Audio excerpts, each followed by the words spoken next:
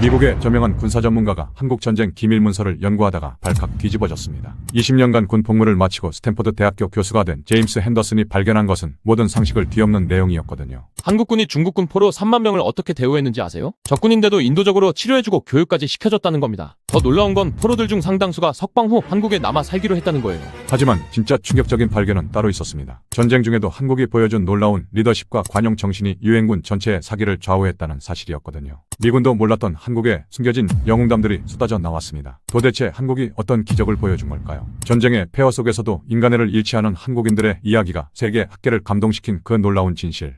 지금 바로 공개합니다. 안녕하세요. 저는 제임스 로버트 핸더슨입니다. 현재 스탠포드 대학교에서 군사사학을 가르치고 있어요. 20년간 미 육군에서 복무한 후 학계로 전향해서 지금은 동아시아 전쟁사 연구에 몰두하고 있습니다. 제가 처음 한국 전쟁에 관심을 갖게 된 건 순전히 우연이었어요. 2019년 겨울 펜타곤에서 일부 기밀 문서가 해제되면서 새로운 연구 자료들이 공개됐거든요. 동료 교수들은 대부분 베트남 전쟁이나 2차 대전 자료에 관심이 있었지만 저는 왠지 한국 전쟁 문서들이 눈에 들어왔습니다. 솔직히 말하면 그때까지 한국 전쟁에 대해 깊이 알지 못했어요. 대부분의 미국인들처럼 잊혀진 전쟁이라고 생각했죠. 3년간 벌어진 치열한 전투에서 미군과 유엔군이 공산주의 확산을 막아낸 전쟁 정도로만 이해하고 있었거든요. 하지만 문서들을 읽어가면서 뭔가 이상한 점들을 발견하기 시작했어요. 제가 예상했던 것과는 완전히 다른 내용들이 계속 나오는 거였습니다. 특히 한국군의 활동에 관한 기록들이 제 상식을 뒤흔들었죠. 가장 충격적이었던 건 포로 관리에 관한 보고서였어요. 1951년 거제도 포로 수용소 관련 문서를 보는데 중국군 포로들의 증언이 기록돼 있더라고요. 한국군은 우리를 적이 아닌 인간으로 대했다는 내용이었습니다. 처음에는 오타거나 과장된 표현이라고 생각했어요. 하지만 비슷한 내용의 보고서가 수십 개나 나왔습니다. 한국군이 중국군 포로들에게 한글을 가르쳐 줬다는 기록, 부상당한 북한군을 치료해준 한국 의료진 이야기, 심지어 포로들이 석방 후 한국에 남아 살기를 원했다는 믿기 힘든 보고들이 쏟아져 나왔어요. 제가 군 출신이라 잘 알지만 전쟁 중에 적군을 인도적으로 대우한다는 건 쉬운 일이 아닙니다. 특히 생존이 걸린 상황에서는 더욱 그렇죠. 그런데 한국은 달랐던 거예요.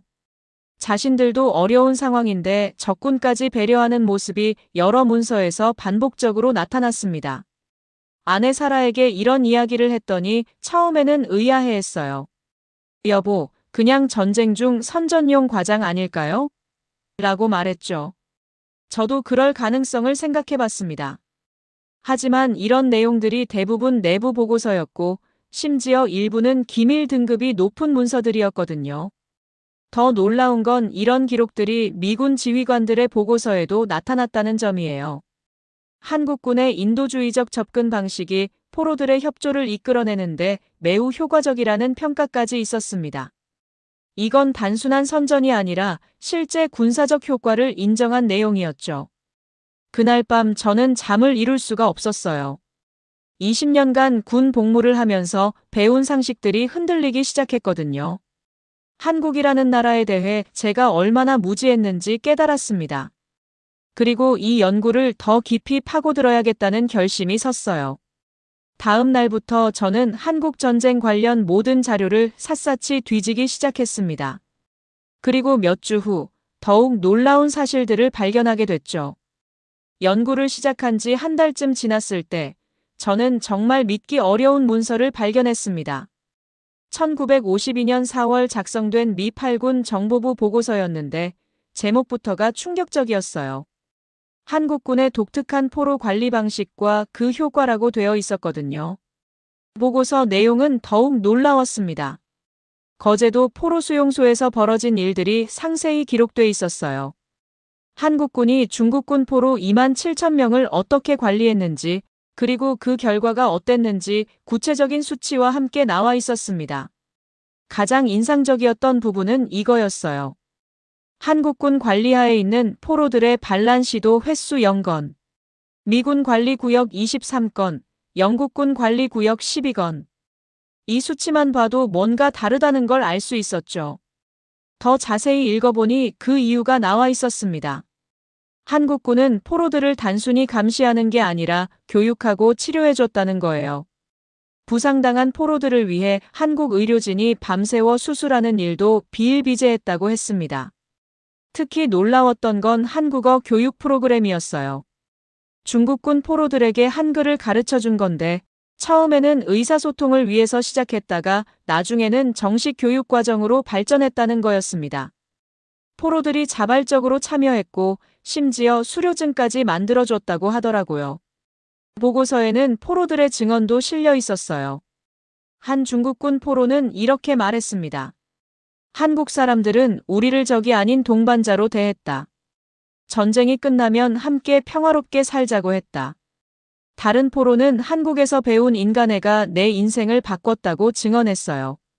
더 충격적인 건 포로 송환 과정에서 일어난 일이었습니다.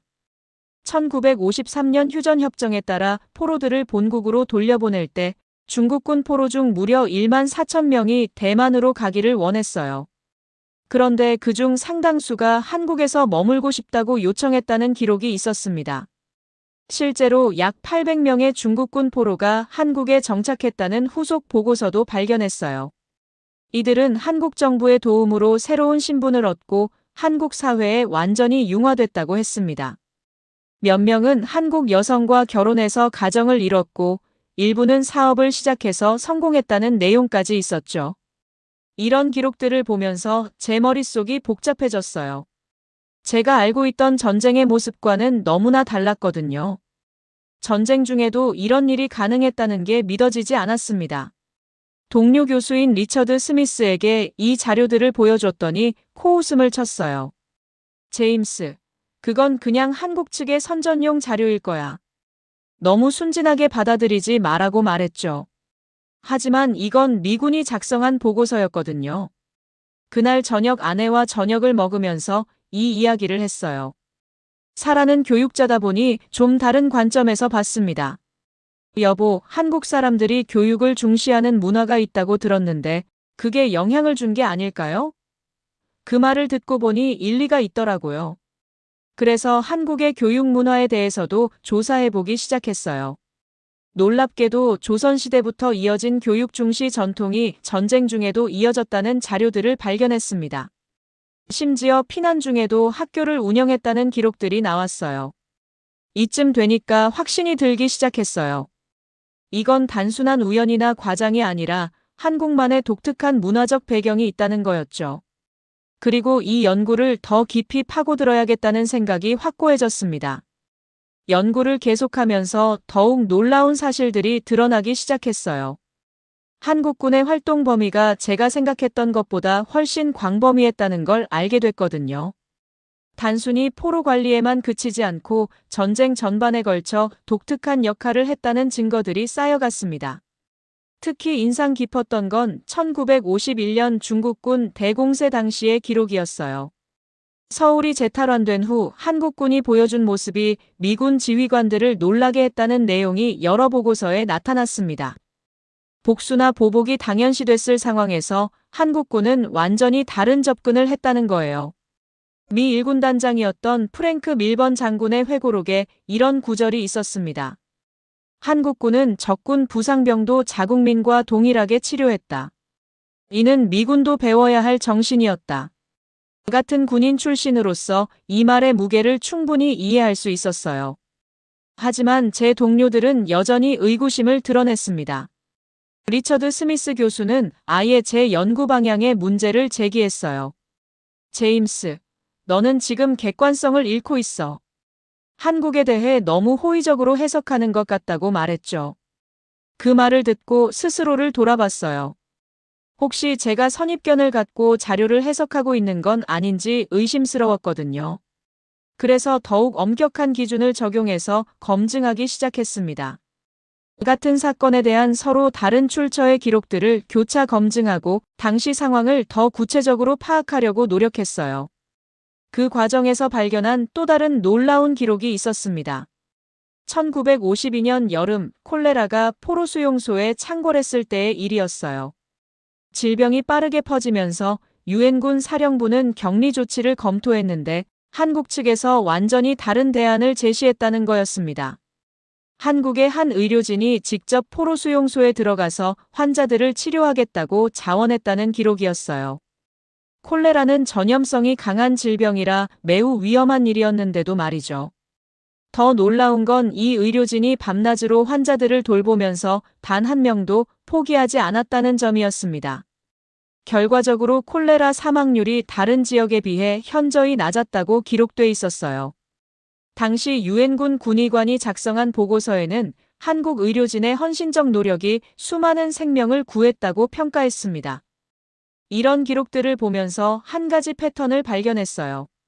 한국인들은 상대방이 적군이든 아군이든 관계없이 인간의 존엄성을 중시했다는 거였습니다.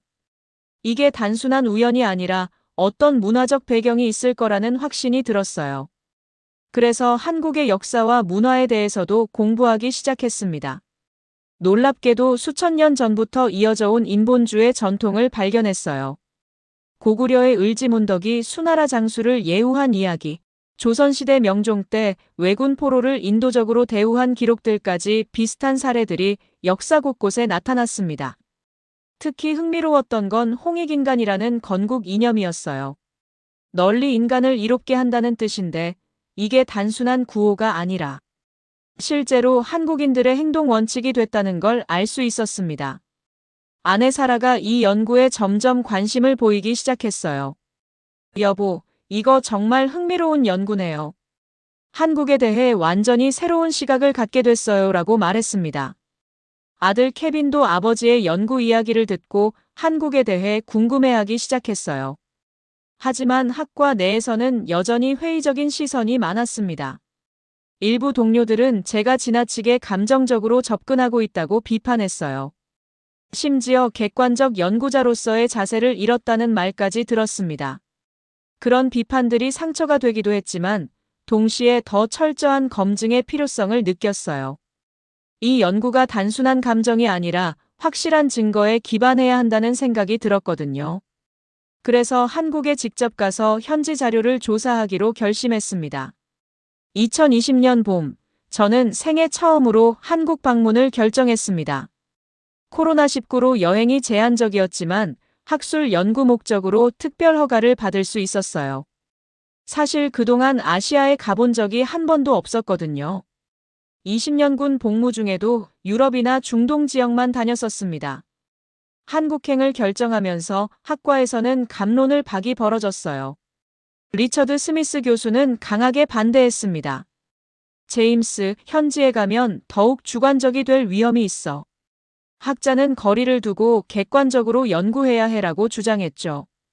하지만 제 생각은 달랐어요. 문서만으로는 한계가 있다는 걸 느꼈거든요.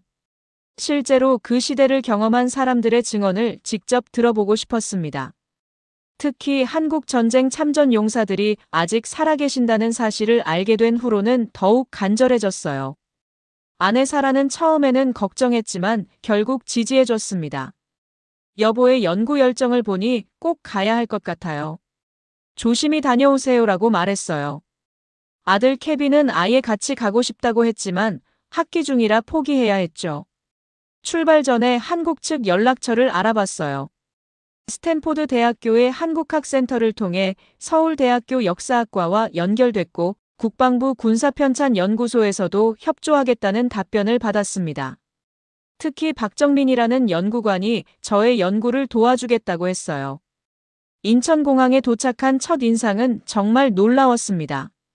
공항 자체가 하나의 도시 같았고 모든 것이 최첨단으로 보였어요. 하지만 더 인상적이었던 건 사람들의 모습이었습니다.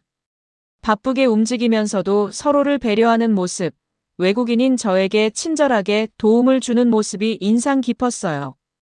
박정민 연구관이 공항에 마중 나왔는데 첫 만남부터 깊은 인상을 받았습니다. 완벽한 영어를 구사했을 뿐만 아니라 제 연구에 대해 이미 상당히 파악하고 있었어요. 핸더슨 교수님의 연구 논문들을 미리 읽어봤습니다. 정말 흥미로운 관점이네요 라고 말했죠. 서울로 가는 길에 박 연구관이 한국의 현재 모습을 간단히 설명해 줬어요. 전쟁의 폐허에서 이렇게 발전한 과정, 그리고 그 바탕에 깔린 한국인들의 정신력에 대해 이야기했습니다. 교수님이 발견하신 한국 전쟁 중의 일들이 우연이 아닙니다. 그게 바로 한국인의 정신이에요 라고 했어요. 첫날 숙소에서 휴식을 취하면서 받은 자료들을 훑어봤는데 정말 방대했습니다. 한국 측에서 보관하고 있던 한국 전쟁 관련 자료들인데 미국에서 본 것과는 완전히 다른 관점에서 기록된 것들이었어요. 특히 당시 한국 지휘관들의 일기나 회고록들이 포함돼 있었습니다. 한 가지 놀라웠던 건 자료의 객관성이었어요. 한국의 유리한 내용만 담은 게 아니라 실수나 한계점들도 솔직하게 기록돼 있었거든요. 이런 모습을 보면서 한국 학계의 진정성을 느낄 수 있었습니다. 이튿날부터 본격적인 연구가 시작됐어요. 박 연구관의 안내로 군사편찬연구소를 방문했는데 상상했던 것보다 훨씬 체계적이고 전문적이었습니다. 수많은 자료들이 디지털화돼 있었고 검색 시스템도 매우 발달돼 있었어요. 가장 감동적이었던 건 연구소 직원들의 자세였습니다. 제가 외국인 연구자임에도 불구하고 모든 자료를 공개해주겠다고 했어요. 진실이 밝혀지는 게 가장 중요합니다. 국적은 상관없어요라고 말했습니다.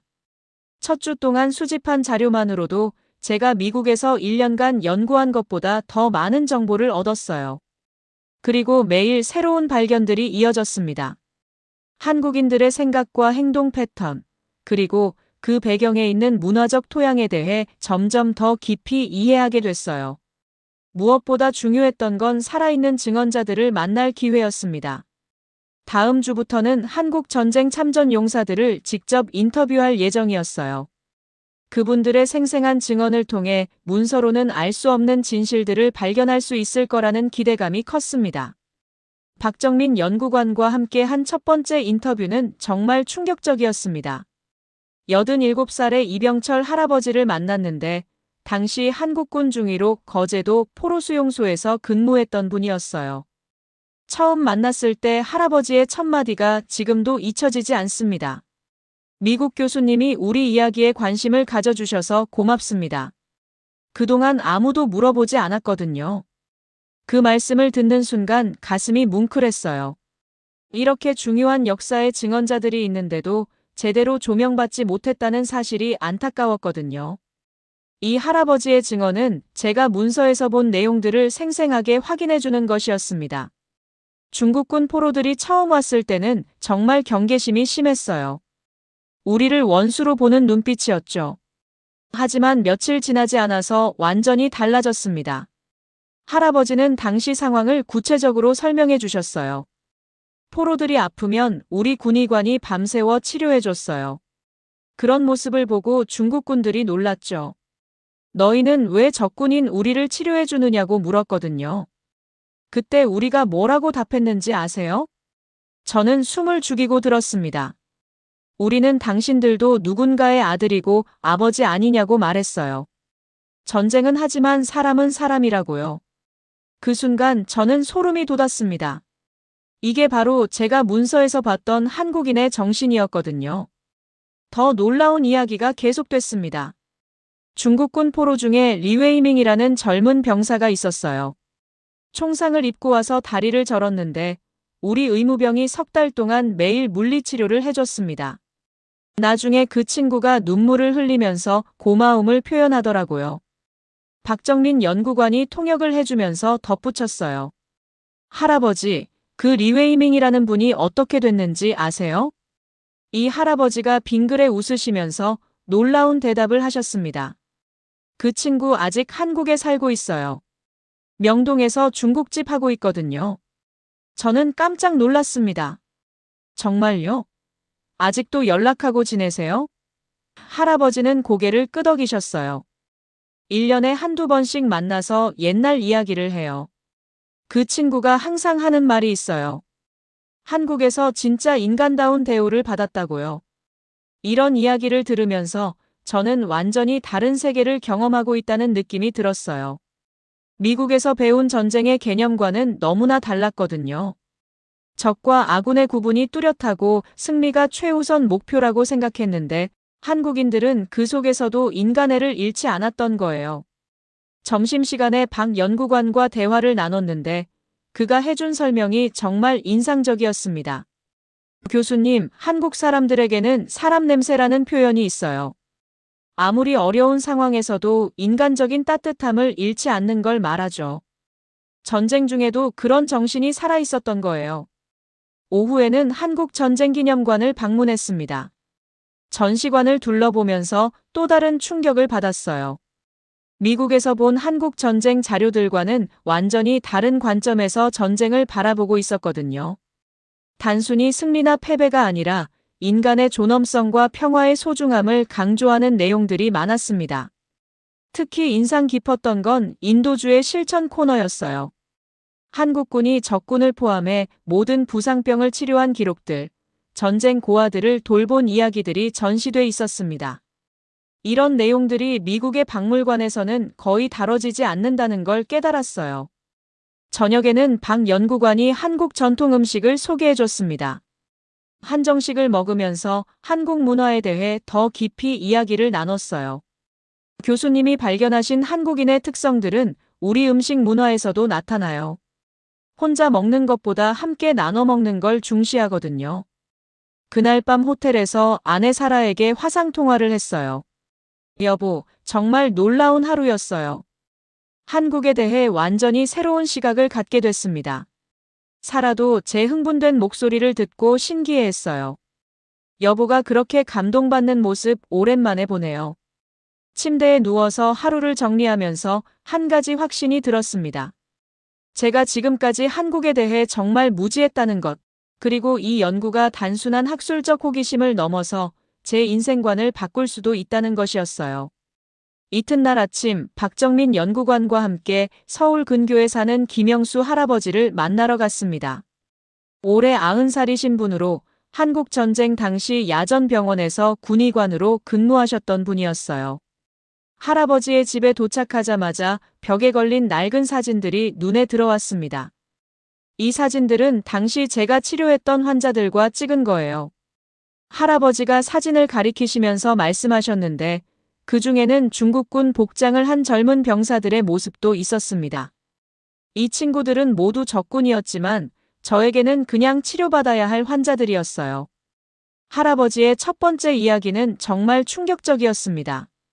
1951년 봄이었어요. 중국군 대공세로 후퇴하면서 야전병원도 급히 이동해야 했죠. 그런데 중국군 부상병 16명을 데리고 갈 수는 없는 상황이었어요. 버리고 가라는 명령이 내려왔습니다. 저는 숨을 죽이고 들었습니다. 전쟁 중에는 충분히 일어날 수 있는 일이었거든요. 그런데 우리 의료진이 회의를 했어요. 이 사람들을 버리고 갈 수는 없다고 결론을 내렸죠. 결국 들것에 메고 함께 후퇴했습니다. 박 연구관이 놀란 표정으로 물었어요. 그럼 후퇴 속도가 늦어지지 않았나요? 할아버지는 고개를 끄덕이셨습니다. 물론이죠. 위험하기도 했고요. 하지만 우리는 의료진이었어요. 환자를 버릴 수는 없었습니다. 더 놀라운 이야기가 이어졌습니다. 그 중국군 부상병들이 나중에 어떻게 됐는지 아세요? 회복된 후에 대부분 한국에 남겠다고 했어요. 이런 나라에서 살고 싶다고 말했거든요. 저는 이 말을 듣고 소름이 돋았습니다. 할아버지는 또 다른 사진을 보여주셨어요. 이 친구는 왕밍이라는 중국군 부사관이었어요. 복부에 관통상을 입고 와서 수술을 여러 번 받았죠. 처음에는 우리를 경계했는데 점점 마음을 열기 시작했어요. 왕밍이 가장 놀라워했던 게 뭔지 아세요? 할아버지가 미소를 지으시면서 말씀하셨습니다. 우리가 그의 어머니 생각을 물어봤을 때였어요. 어머니가 걱정하실 텐데 편지라도 쓰고 싶지 않느냐고 했더니 눈물을 흘리더라고요. 그때 박 연구관이 설명을 덧붙였어요. 교수님, 당시 중국군들은 한국군이 포로를 혹독하게 다룬다고 들었었거든요. 그런데 실제로는 정반대였던 거죠. 저는 고개를 끄덕였습니다. 선입견과 현실의 차이가 얼마나 클 수 있는지 실감했어요. 할아버지의 증언은 계속됐습니다. 왕밍이 회복된 후에 놀라운 일이 일어났어요. 자신도 의료진이 되고 싶다고 하더라고요.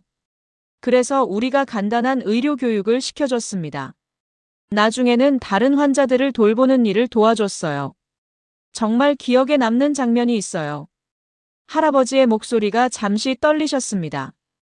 어느 날 한국군 부상병이 실려왔는데 왕밍이 밤새워 그 환자를 간병했어요.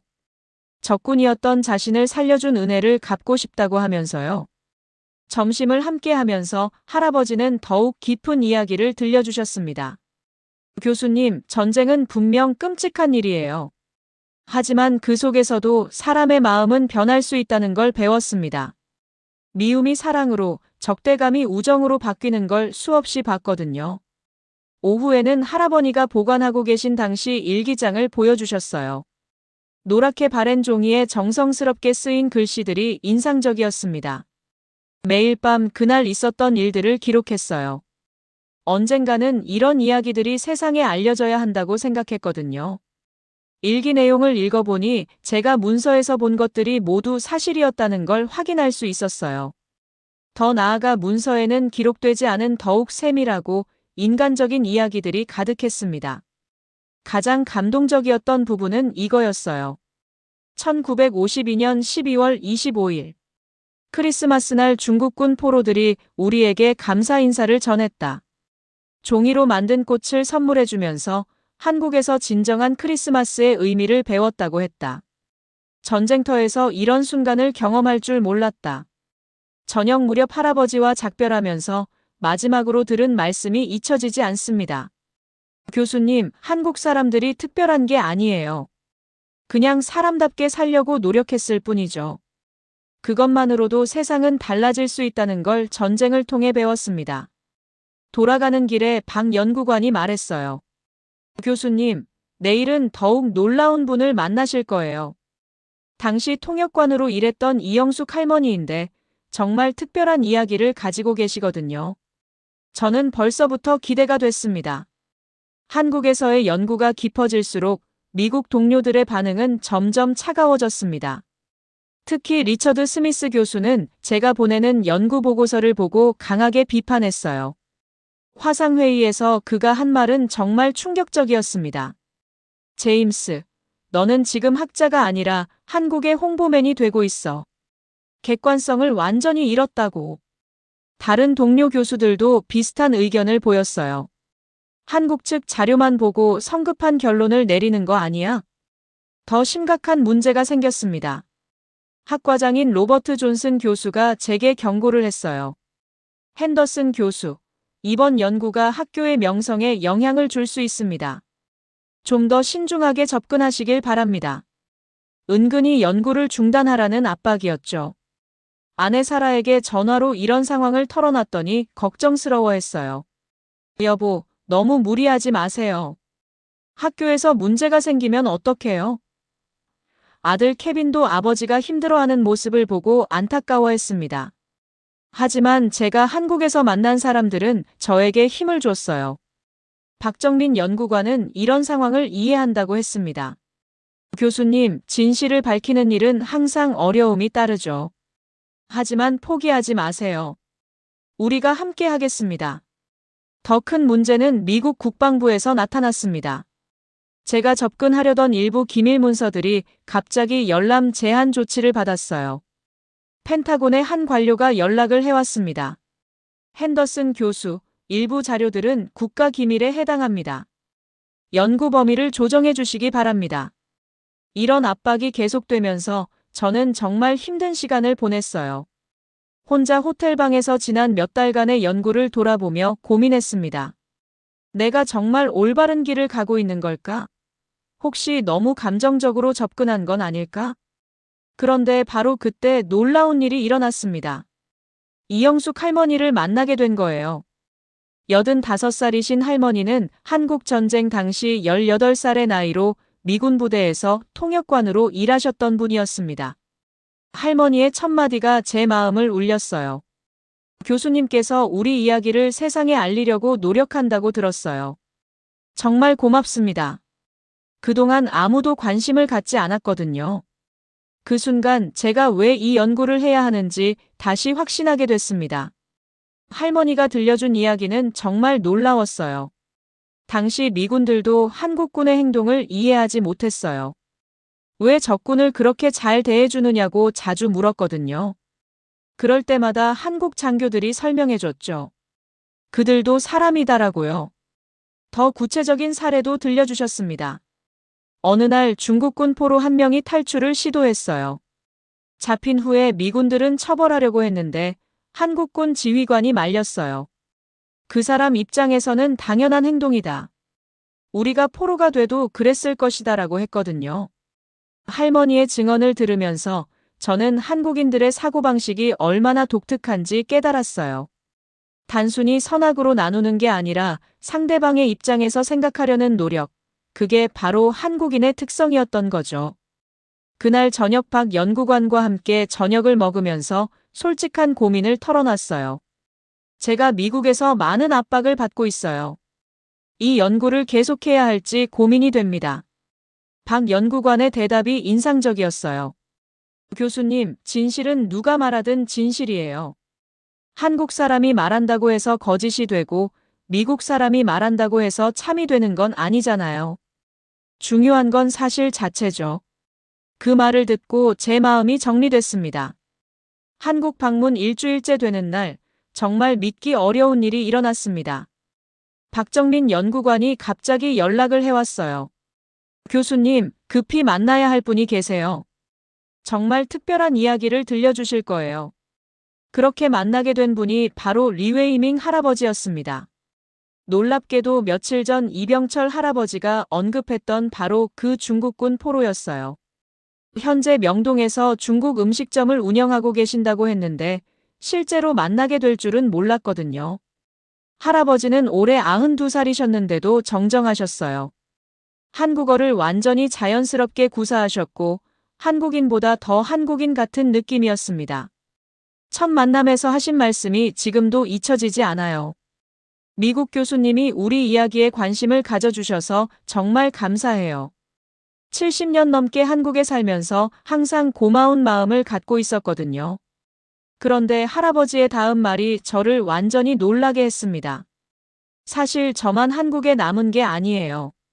저처럼 한국의 따뜻함에 감동받아서 남은 중국 사람들이 수백 명 됩니다. 지금도 한국 곳곳에서 살고 있어요. 이건 제가 예상하지 못했던 이야기였습니다. 할아버지는 더욱 구체적으로 설명해 주셨어요. 우리끼리 모임도 있어요. 한중의회라고 해서 한 달에 한 번씩 만나거든요.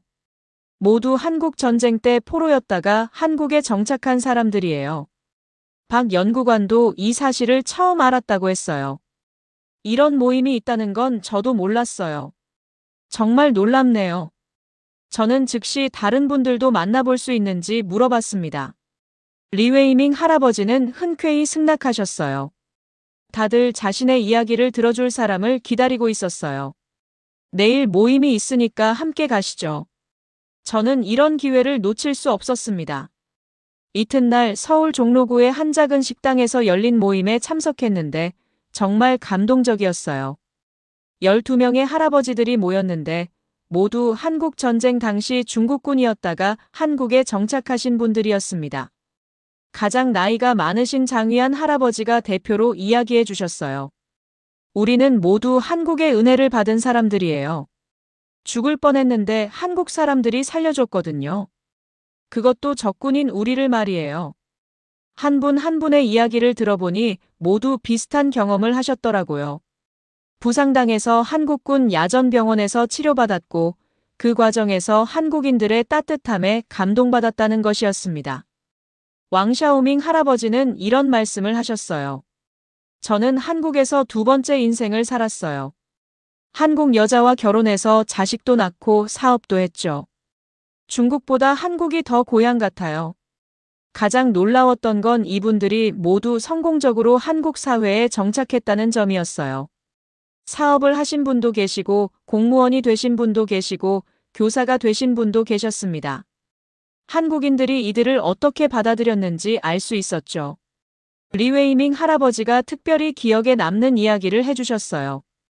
1960년대에 제가 사업을 시작할 때 한국 사람들이 많이 도와줬어요. 과거는 과거고 지금은 이웃이다라고 말하면서요. 그런 마음을 받고 어떻게 한국을 떠날 수 있겠어요? 모임이 끝난 후 박 연구관과 함께 돌아오는 길에 저는 완전히 새로운 관점을 갖게 됐어요. 이건 단순히 전쟁 중의 인도주의적 행동이 아니라 한국 사회 전체의 포용력을 보여주는 사례였거든요. 그날 밤 미국의 동료들에게 이 내용을 보고했더니 반응이 극명하게 갈렸어요. 일부는 흥미로워했지만 리처드 스미스 교수는 여전히 회의적이었습니다. 그런 개별 사례로 전체를 판단할 수는 없어라고 말했죠. 하지만 저는 확신했습니다. 이건 개별 사례가 아니라 한국인의 근본적인 정신을 보여주는 증거라는 걸 말이에요.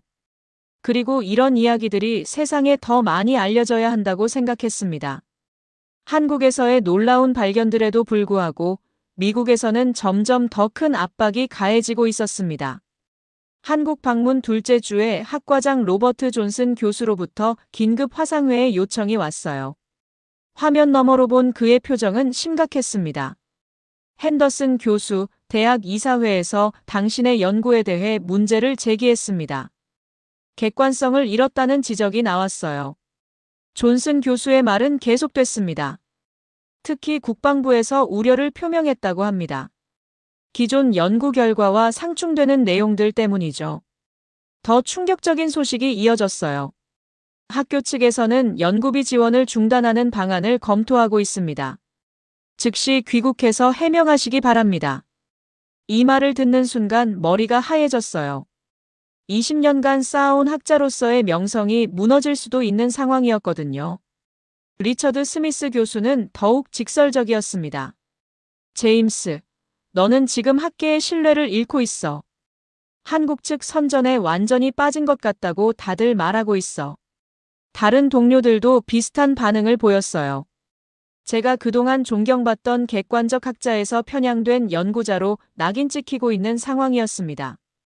가장 힘들었던 건 아내 사라의 반응이었어요. 여보, 정말 이 연구를 계속해야 해요? 학교에서 문제가 생기면 우리 가족은 어떻게 돼요? 아들 케빈도 친구들로부터 아버지에 대한 안 좋은 소문을 들었다고 했습니다. 아빠, 정말 괜찮은 거야? 그날 밤 서울의 호텔방에서 혼자 앉아 지난 몇 주간을 돌아봤어요. 과연 제가 올바른 길을 가고 있는 걸까요? 혹시 정말로 객관성을 잃은 채 감정에 휩쓸린 건 아닐까요?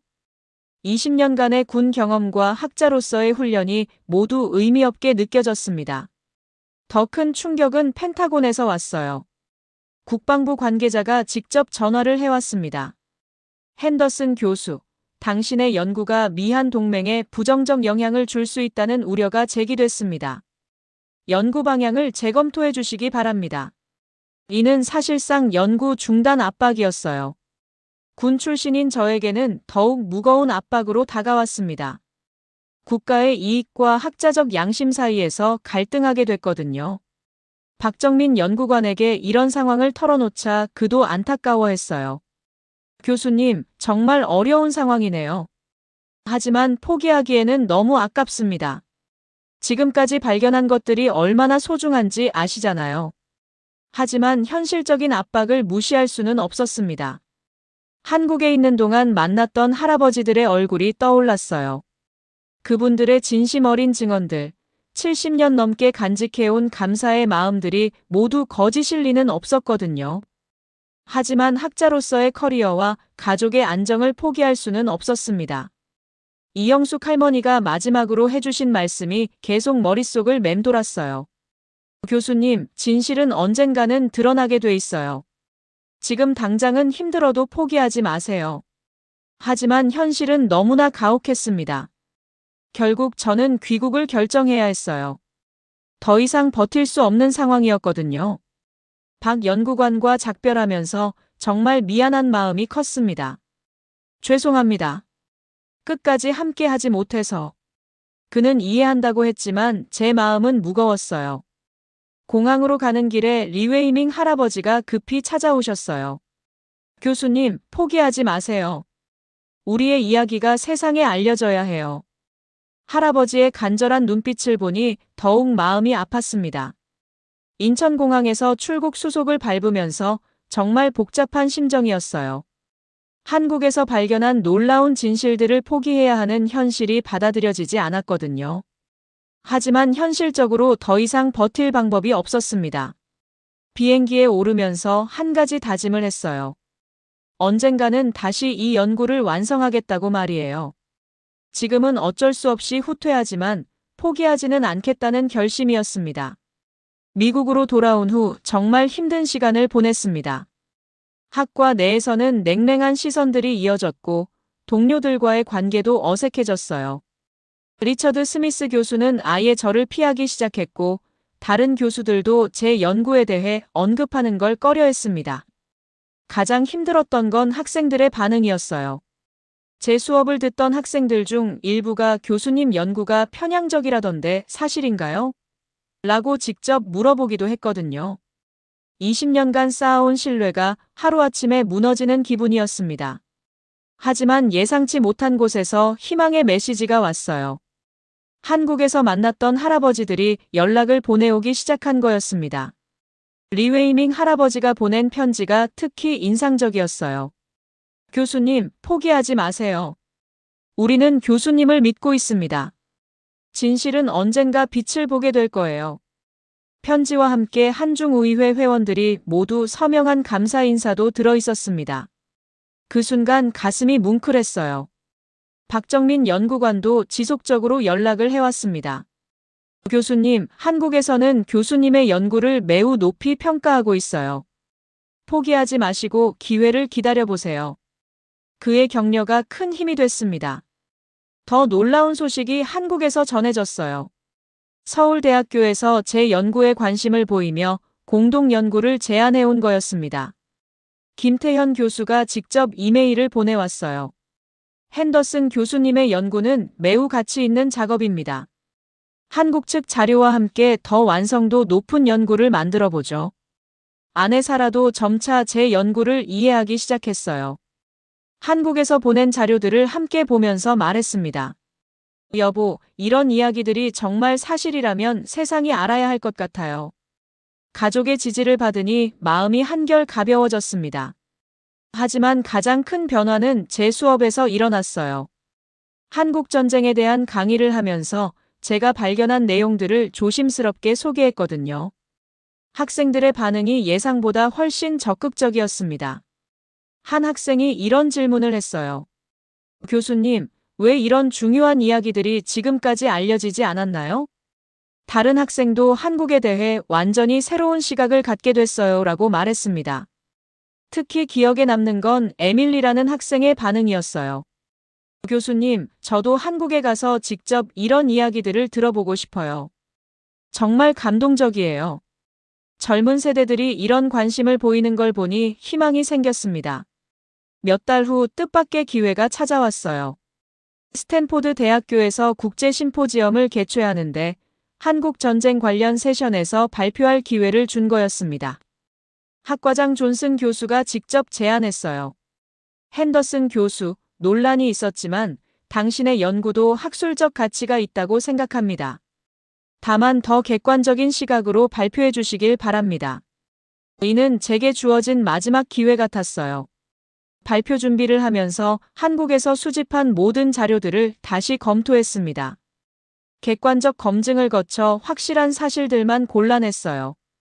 그 과정에서 제 연구가 결코 편향적이지 않다는 확신을 다시 갖게 됐습니다. 박정민 연구관도 영상통화로 발표 준비를 도와줬어요. 교수님, 사실 그대로만 말씀하시면 돼요. 진실 자체가 충분히 감동적이거든요. 그의 말이 맞았습니다. 과장할 필요도 없었어요. 발표 전날 밤, 리웨이밍 할아버지로부터 응원 메시지가 왔어요. 교수님, 우리는 모두 교수님을 응원하고 있어요.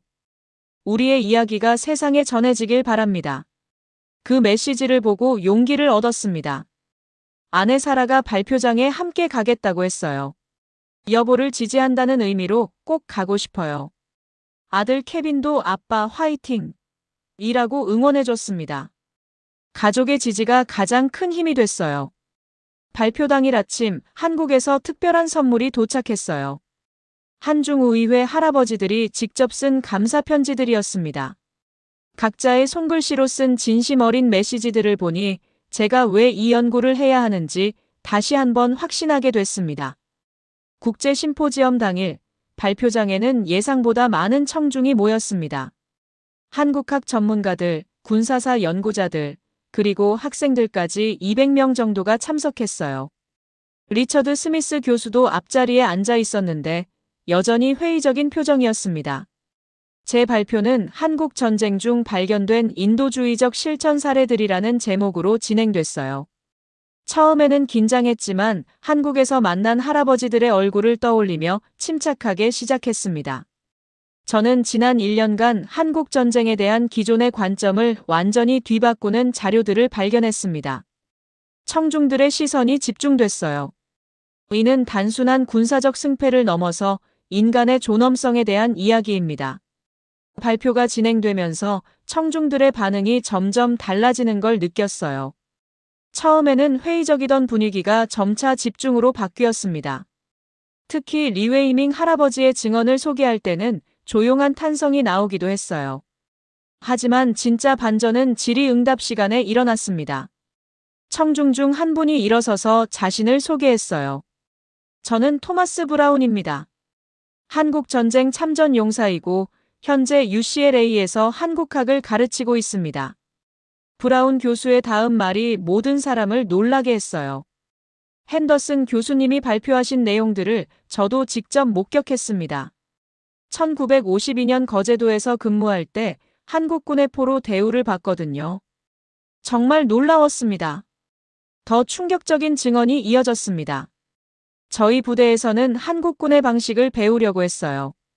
포로들이 한국군 관리구역에서 훨씬 협조적이었거든요. 그때 한국 장교가 해준 말이 지금도 기억나요. 적군도 누군가의 가족이라고 했어요. 브라운 교수의 증언은 계속됐어요. 사실 이런 기록들이 미군 자료에도 많이 남아 있어요. 다만 주목받지 못했을 뿐이죠. 핸더슨 교수님의 연구는 매우 중요한 발견입니다. 이 말을 듣는 순간 가슴이 뛰었어요. 또 다른 참석자가 발언했습니다. 저는 국방부에서 근무하는 마이클 존슨입니다. 최근 기밀 해제된 문서들을 검토하던 중 핸더슨 교수님이 언급한 내용들과 일치하는 자료들을 다수 발견했습니다. 존슨 씨의 발언이 더욱 놀라웠어요. 국방부 내부에서도 이런 자료들에 대한 재검토가 진행되고 있습니다. 한국의 역할에 대해 우리가 과소평가했을 가능성이 높다고 판단하고 있어요. 이때 청중석에서 또 다른 목소리가 들렸습니다. 저는 한국에서 온 김태현입니다. 서울대학교에서 한국 전쟁사를 연구하고 있어요. 바로 이메일로 연락했던 그 교수였습니다. 김태현 교수가 특별한 발표를 했어요. 사실 오늘 이 자리에 특별한 분을 모셨습니다. 핸더슨 교수님이 한국에서 만났던 바로 그분이에요. 갑자기 문이 열리면서 리웨이밍 할아버지가 들어오셨습니다. 청중들이 모두 놀란 표정을 지었어요. 92살의 할아버지가 미국까지 오신 거였거든요. 할아버지는 떨리는 목소리로 말씀하기 시작했어요. 저는 1951년 중국군 포로였습니다. 한국에서 새로운 인생을 시작했어요. 할아버지의 증언은 정말 감동적이었습니다. 한국 사람들이 저를 적이 아닌 인간으로 대해줬어요. 그래서 저는 한국을 제2의 고향으로 생각합니다. 지금까지 70년 넘게 감사한 마음으로 살고 있어요. 청중들 중에서 눈물을 흘리는 사람들이 보였어요. 리처드 스미스 교수조차 감동받은 표정이었습니다. 할아버지의 진심 어린 증언 앞에서는 그 어떤 의심도 설 자리가 없었거든요. 발표가 끝난 후 여러 사람들이 저에게 다가왔어요. 브라운 교수는 함께 연구하고 싶다고 했고 국방부의 존슨 씨는 추가 자료를 제공하겠다고 약속했습니다. 가장 인상적이었던 건 리처드 스미스 교수의 반응이었어요. 제임스, 미안했다. 너의 연구가 옳았어. 그가 진심으로 사과하는 모습을 보니 정말 기뻤습니다. 그날 저녁 리웨이밍 할아버지와 함께 저녁을 먹으면서 많은 이야기를 나눴어요. 교수님 덕분에 제 이야기를 많은 사람들에게 전할 수 있어서 정말 고맙습니다. 할아버지의 이 말을 들으니 모든 어려움이 보상받는 기분이었어요. 심포지엄 이후 모든 것이 급격히 바뀌었습니다. 제 연구에 대한 학계의 시각이 완전히 달라졌어요. 비판적이던 동료들이 오히려 협력을 제안해오기 시작했고, 학교 측에서도 연구 지원을 재개했습니다. 가장 큰 변화는 국방부의 태도였어요. 존슨 씨를 통해 추가로 기밀 해제된 문서들을 받을 수 있게 됐거든요. 그 자료들은 제가 한국에서 발견한 내용들을 더욱 구체적으로 뒷받침해주는 것들이었습니다. 브라운 교수와의 공동 연구도 시작됐어요. 그는 실제 참전 용사로서의 경험과 학자로서의 관점을 모두 가지고 있어서 제 연구에 큰 도움이 됐습니다. 핸더슨 교수, 이 연구는 한국 전쟁사를 다시 쓰는 작업이 될 거예요. 한국 측에서도 적극적으로 협력해줬어요. 김태현 교수를 통해 더 많은 자료들을 받았고, 박정민 연구관은 추가 인터뷰 대상자들을 소개해줬습니다. 한미 공동 연구 프로젝트가 본격적으로 시작된 거죠. 특히 의미 있었던 건 한중의회 할아버지들의 전면적인 협력이었어요. 리웨이밍 할아버지를 통해 다른 분들의 증언도 수집할 수 있게 됐습니다. 각자의 이야기가 모두 제 연구를 뒷받침하는 소중한 증거가 됐어요. 아내 사라도 이제는 적극적으로 지지해줬습니다. 여보, 이 연구가 정말 의미 있는 일이었네요. 처음에는 걱정했는데 잘못 생각했어요. 아들 케빈도 아버지의 연구를 자랑스러워했습니다. 연구가 진전되면서 새로운 발견들이 계속 나왔어요. 한국군이 포로 관리뿐만 아니라 민간인 보호, 국제협력 등 여러 분야에서 놀라운 역할을 했다는 증거들이 쌓였습니다. 이는 제가 처음 예상했던 것보다 훨씬 광범위한 내용이었어요. 가장 놀라웠던 발견은 한국군의 국제적 영향력이었습니다. 유엔군 내에서 한국군의 인도주의적 접근 방식이 다른 국가 군대들에게도 영향을 줬다는 기록들을 찾아낸 거예요. 이는 한국이 단순히 도움받는 나라가 아니라 국제사회에 기여하는 나라였다는 걸 보여줬습니다. 연구 과정에서 만난 또 다른 중요한 인물이 있었어요.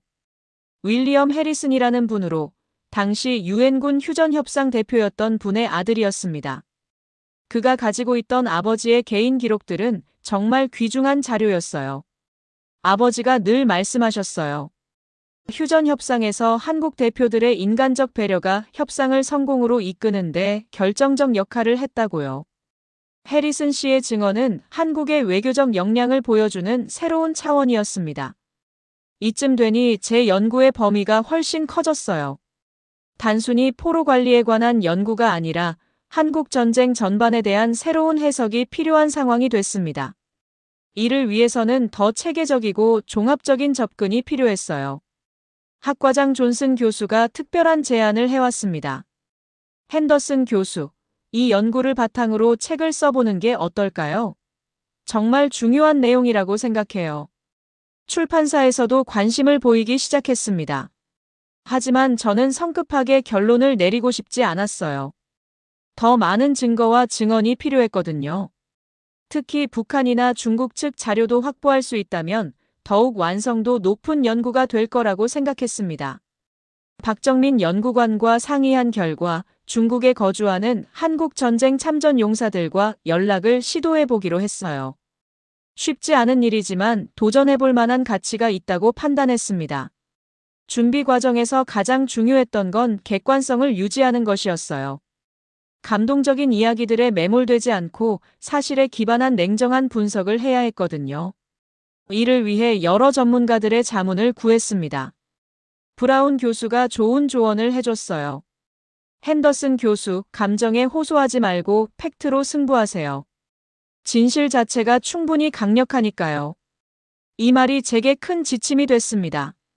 이제 본격적인 연구서 작성을 위한 모든 준비가 끝났습니다. 한국에서 발견한 놀라운 진실들을 세상에 알릴 때가 된 거죠. 리웨이밍 할아버지의 바람처럼 이 이야기들이 많은 사람들에게 전해질 수 있기를 기대했습니다. 연구서 작성이 본격적으로 시작됐을 때 예상치 못한 거대한 장벽이 나타났습니다. 일부 보수적인 학자들과 정치인들이 제 연구에 대해 조직적인 반발을 시작한 거예요. 이들은 미국의 역할을 축소하고 한국을 과대평가한다며 강력히 반대했습니다. 특히 하버드 대학의 존 메카시 교수가 주도하는 그룹에서 공개적으로 제 연구를 비판하는 논문을 발표했어요. 핸더슨의 연구는 학술적 객관성을 결여했으며 한국 측 선전에 불과하다는 내용이었습니다. 더 심각한 건 정치적 압력이었어요. 일부 의회 의원들이 국가 예산으로 진행되는 연구가 반미적 성향을 띈다며 문제를 제기했습니다. 연구비 중단은 물론이고 제 신분에까지 위협이 가해지는 상황이 됐어요. 미디어에서도 논란이 일었습니다. 폭스 뉴스에서는 미국 교수가 한국 찬양하며 역사 왜곡이라는 제목으로 보도했고 일부 신문들도 비슷한 논조의 기사를 실었어요. 하루아침에 저는 논란의 중심에 서게 됐습니다. 가장 힘들었던 건 동료 학자들 사이에서도 의견이 갈렸다는 점이었어요. 리처드 스미스 교수는 이제 저를 지지했지만 다른 많은 교수들은 여전히 회의적이었습니다. 학과 회의에서는 격론이 벌어지기도 했어요. 핸더슨 교수의 연구가 설령사실이라 해도 이렇게 논란을 일으킬 필요가 있는가? 한 동료 교수의 말이었습니다. 학문의 목적이 사회적 파장을 일으키는 것은 아니지 않나? 하지만 저는 포기할 수 없었어요. 한국에서 만난 할아버지들의 얼굴이 계속 떠올랐거든요. 그분들의 진실한 증언을 외면할 수는 없었습니다. 진실을 밝히는 게 학자의 사명 아닌가요? 라고 반박했습니다. 이때 뜻밖의 지원군이 나타났어요. 젊은 학자들과 학생들이 제 연구를 지지하기 시작한 거였습니다. 특히 밀레니얼 세대와 지세대 학생들은 기존의 편견에 얽매이지 않고 새로운 시각을 받아들였어요. 스탠포드 대학교 학생회에서는 핸더슨 교수 지지 성명을 발표했습니다. 진실을 추구하는 학자를 지지한다는 내용이었어요. 다른 대학 학생들도 비슷한 움직임을 보였습니다. 국제적으로도 반응이 일었어요. 영국의 옥스퍼드 대학교, 독일의 하이델베르크 대학교 등에서 제 연구에 관심을 표명했습니다. 특히 유럽의 학자들은 새로운 관점의 전쟁사 연구라며 긍정적으로 평가했어요. 한국에서도 큰 관심을 보였습니다. 주요 언론사들이 제 연구를 보도했고 학계에서도 적극적인 지지를 표명했어요. 김태현 교수는 한국 전쟁에 대한 균형 잡힌 시각을 제시한 연구라고 평가했습니다. 하지만 압력은 계속됐어요. 펜타곤에서는 국가 기밀 유출 가능성을 이유로 일부 자료의 사용을 제한했습니다. 일부 정치인들은 반미 교수 처벌을 요구하기도 했어요. 가장 어려웠던 순간은 가족에게까지 압력이 가해졌을 때였어요. 아들 케빈이 학교에서 내 아빠가 나라를 배신한다는 말을 들었다고 울면서 집에 왔습니다. 아내 사라도 이웃들의 시선 때문에 힘들어했어요. 여보, 정말 이 연구를 계속해야 해요? 우리 가족이 너무 힘들어요. 사라의 말을 듣고 정말 고민이 됐습니다. 가족의 평화와 학자적 양심 사이에서 갈등했거든요.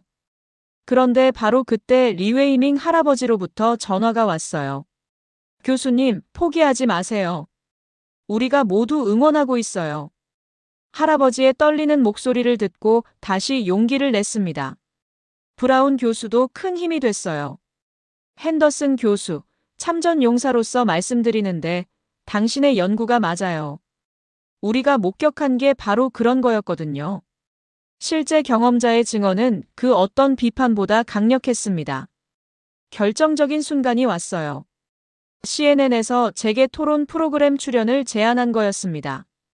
반대편에는 존 메카시 교수가 나선다고 했어요.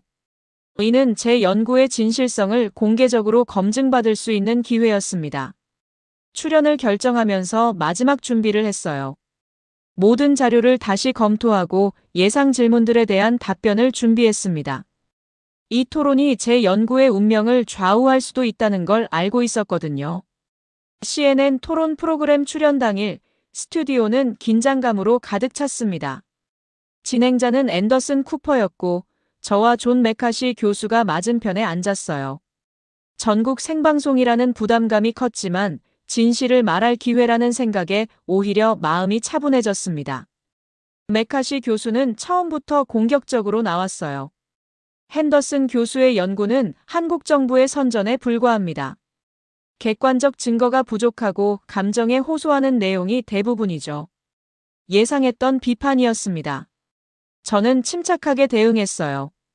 메카시 교수님, 제가 제시한 모든 자료는 미군이 작성한 공식 문서들입니다.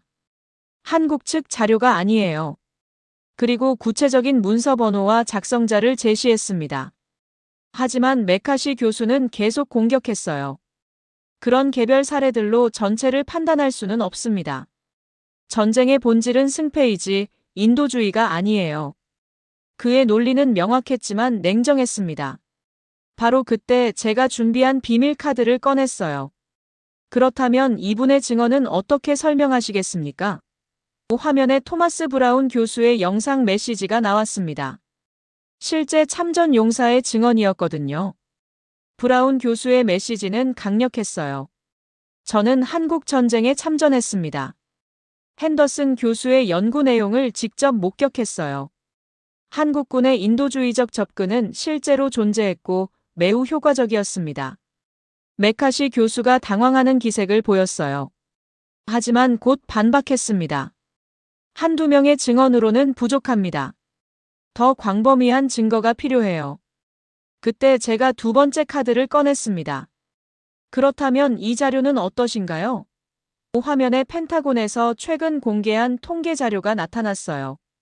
한국군 관리구역의 포로 반란 횟수는 0건, 다른 유엔군 관리구역은 평균 15건입니다. 앤더슨 쿠퍼가 메카시 교수에게 물었어요. 이런 통계적 차이를 어떻게 설명하시겠습니까? 메카시 교수는 잠시 침묵했다가 우연의 일치일 수 있다고 대답했습니다. 하지만 결정적인 순간이 왔어요. 갑자기 스튜디오 문이 열리면서 한 할아버지가 들어오셨습니다. 바로 리웨이밍 할아버지였어요. CNN 측에서 제 부탁으로 특별히 초청한 거였습니다. 할아버지가 영어로 말씀하기 시작했어요.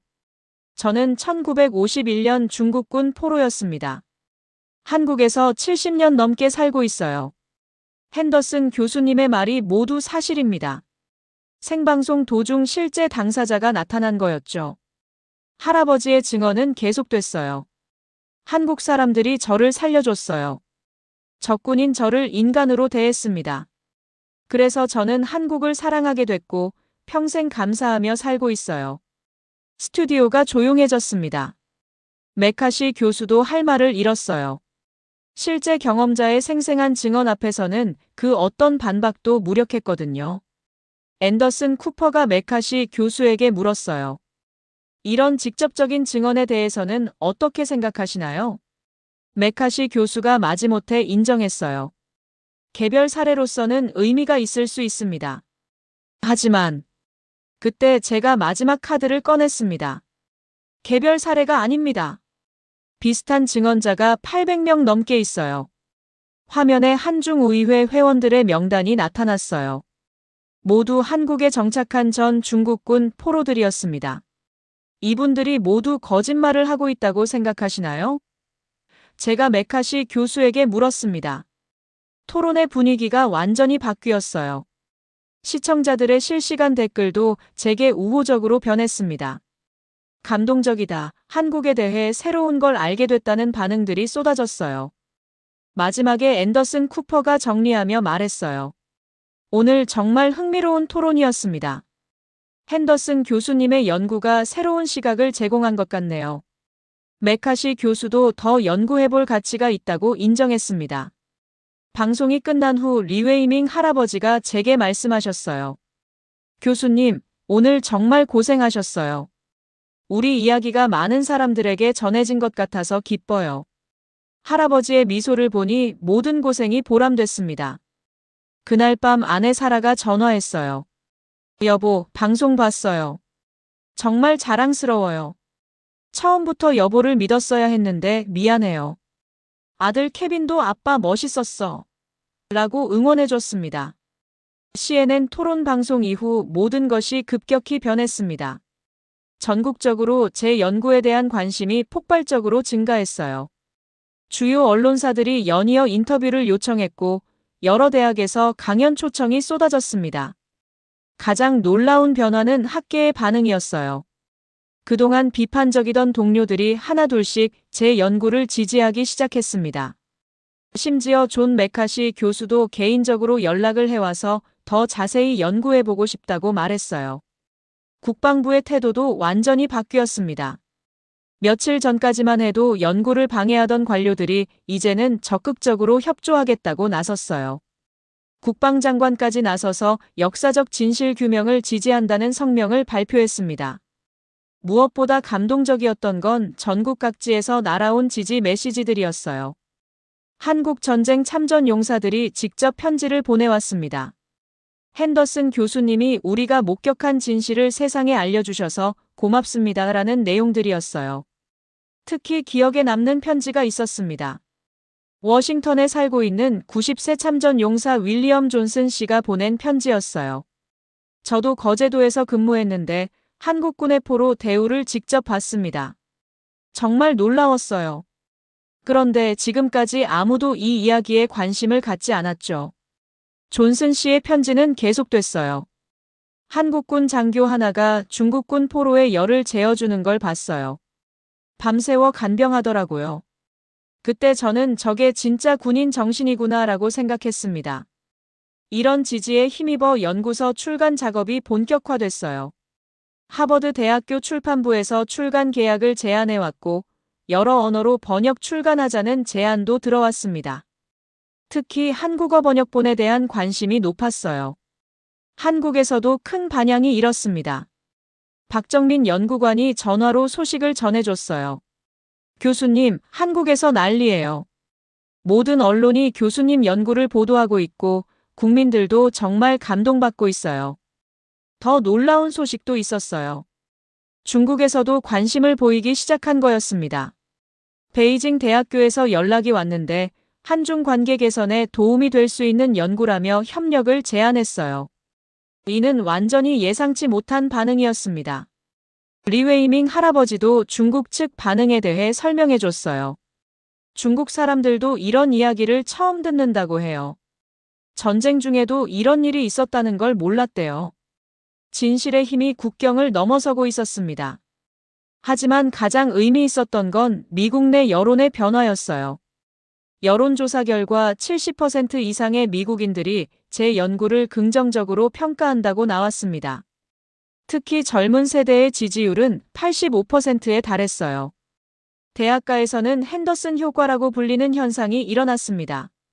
한국학과 동아시아학에 지원하는 학생들이 급증한 거예요. 많은 학생들이 한국에 대해 더 알고 싶다고 말했습니다. 스탠포드 대학교에서도 제 강의에 등록하려는 학생들이 몰려들었어요. 강의실을 3번이나 바꿔야 했을 정도였습니다. 학생들의 열정적인 반응을 보니 이 연구가 단순히 학술적 성과를 넘어서 교육적 가치도 크다는 걸 느꼈어요. 출판사에서는 책 제목을 잊혀진 영웅들 전쟁 속의 한국 정신 정도가 되겠네요. 제목에서부터 이 책의 메시지가 명확히 드러났습니다. 책 서문을 쓰면서 리웨이밍 할아버지의 말씀을 인용했어요. 진실은 시간이 지나면 반드시 드러나게 돼 있다. 70년이 걸렸지만 결국 우리 이야기가 세상에 알려졌다. 이 말이 제 연구의 모든 것을 담고 있다고 생각했습니다. 브라운 교수가 책 추천사를 써줬어요. 이 책은 전쟁에 대한 우리의 인식을 근본적으로 바꿀 것이다. 한국인들의 인간애가 얼마나 강력한 힘을 가지고 있는지 보여준다. 참전 용사의 추천사라 더욱 의미가 깊었습니다. 출간을 앞두고 마지막 원고 검토를 하면서 지난 2년을 돌아봤어요. 처음 한국 전쟁 문서를 발견했을 때의 놀라움부터 CNN 토론까지 정말 파란만장한 여정이었습니다. 하지만 모든 어려움이 보람으로 바뀌는 순간이었어요. 책 출간일이 다가오면서 출판업계에서는 올해 최고의 화제작이라며 큰 기대를 보였습니다. 사전 주문량만으로도 베스트셀러 진입이 확실시됐어요. 아마존에서는 출간 전부터 역사 분야 1위를 기록했습니다. 출간 기념 행사는 워싱턴 D.C. 의 케네디 센터에서 열렸어요. 500석 규모의 홀이 완전히 매진됐고 온라인 생중계까지 진행됐습니다. 한국 대사도 참석했고 한국 전쟁 참전 용사들도 많이 오셨어요. 가장 감동적이었던 건 리웨이밍 할아버지와 한중의회 회원들이 모두 참석한 것이었습니다. 무대에 함께 올라선 할아버지들을 보니 가슴이 뭉클했어요. 이분들이야말로 진짜 주인공들이었거든요. 제 발표가 끝난 후 질의응답 시간에 한 참석자가 인상 깊은 질문을 했어요. 교수님의 연구가 현재 한미 관계에 어떤 영향을 줄 것으로 보시나요? 저는 이렇게 답했습니다. 이 연구는 한미 관계를 더욱 깊고 의미 있게 만들 것입니다. 서로를 더 잘 이해하게 되니까요. 실제로 그날 행사에는 미국 정부 고위 관리들도 많이 참석했어요. 국무부 동아시아 담당 차관보도 왔더라고요. 행사 후 진행된 리셉션에서 많은 사람들과 대화를 나눴어요. 가장 인상적이었던 만남은 한국계 미국인 2세인 데이비드 김 씨와의 대화였습니다. 교수님 덕분에 할아버지 나라에 대해 자부심을 갖게 됐어요 라고 말하더라고요. 책이 출간된 지 일주일 만에 뉴욕타임스 베스트셀러 1위에 올랐습니다. 전국 서점에서 품절 사태가 벌어졌고 긴급 증쇄가 결정됐어요.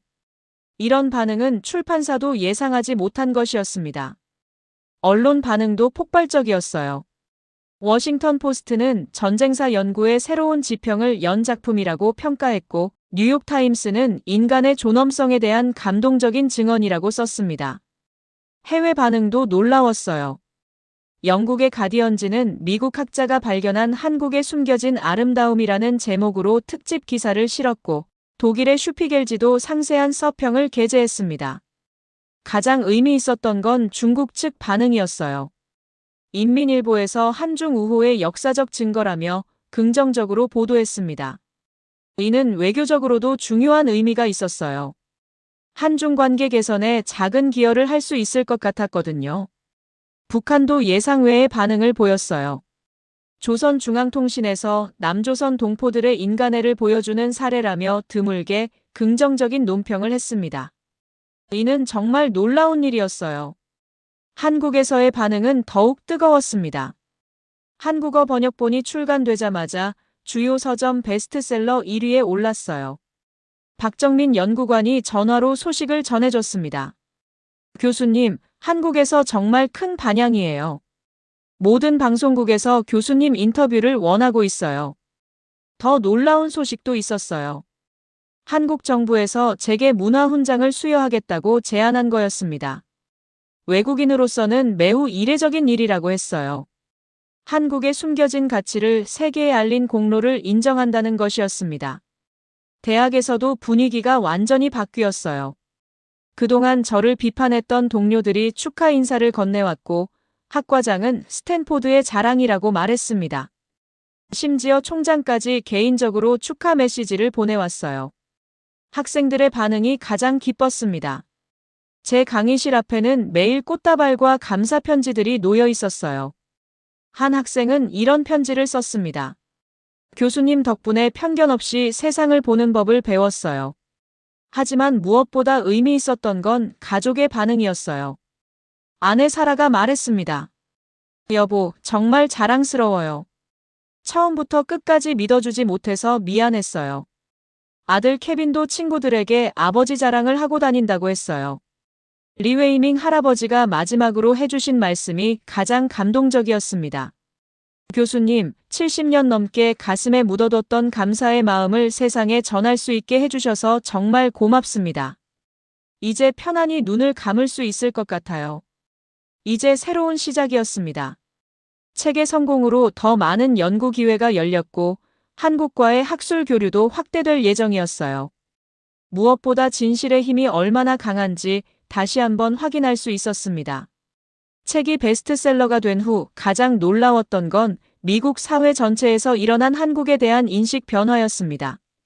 CNN, MBC, ABC 등 주요 방송사들이 한국 특집 프로그램을 제작하기 시작했어요.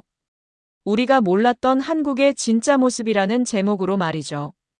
특히 젊은 세대들의 반응이 폭발적이었습니다. 소셜미디어에서는 해시태그 FORGOTTENHEROES, 해시태그 KUREANSPIRIT 같은 해시태그가 트렌드에 올랐어요. 틱톡에서는 한국 전쟁 중 한국군의 인도주의적 행동을 소개하는 영상들이 바이럴을 일으켰습니다. 하버드, 예일, 프린스턴 등 아이비리그 대학들에서 재강연 요청이 쏟아졌어요. 매번 강의실이 가득 찼고 학생들의 질문도 수준이 높았습니다. 한국의 이런 정신이 오늘날에는 어떻게 나타나고 있나요? 라는 질문이 특히 인상적이었어요. 이에 대해 저는 이렇게 답했습니다. 현재 한국의 발전상을 보세요. 전쟁의 폐허에서 일어나 세계 10위권 경제대국이 됐죠. 그 바탕에는 바로 여러분이 들은 그 정신이 있습니다. 학생들이 고개를 끄덕이는 모습이 보였어요.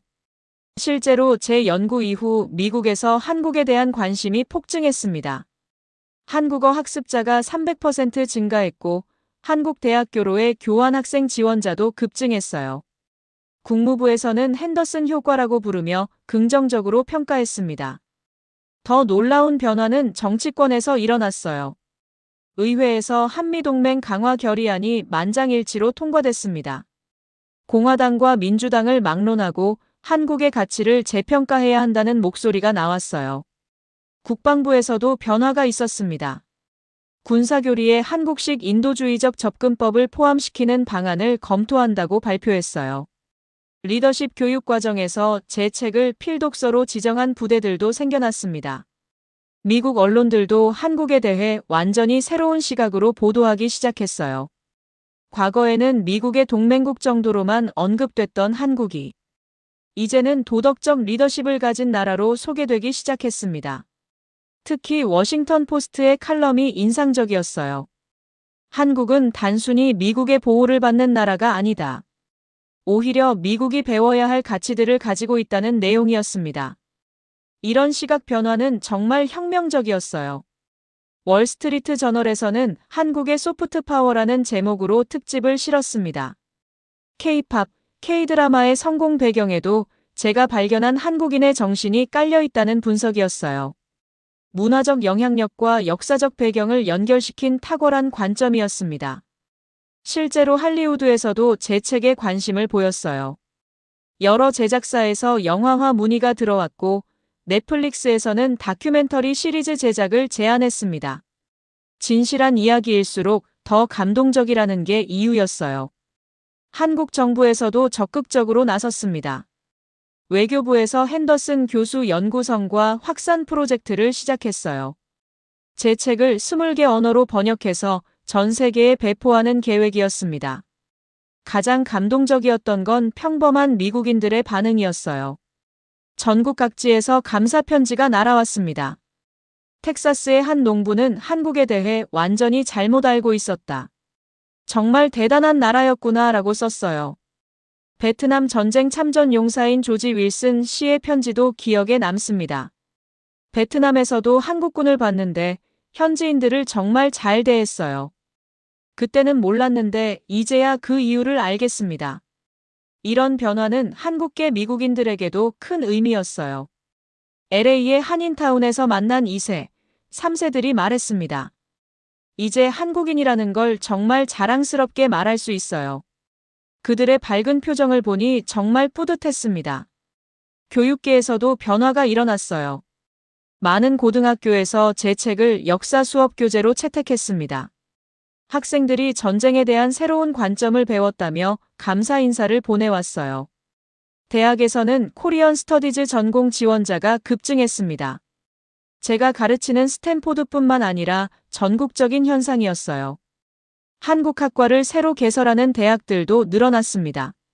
무엇보다 의미 있었던 건 미국인들이 한국을 보는 눈이 근본적으로 달라졌다는 점이었어요. 과거에 도움받는 나라에서 함께 배워야 할 파트너로 인식이 바뀐 거죠. 이는 단순한 이미지 변화를 넘어서 실질적인 관계 개선으로 이어졌습니다. 제 연구의 성공으로 그동안 갈등을 빚었던 모든 관계들이 놀랍도록 회복됐습니다.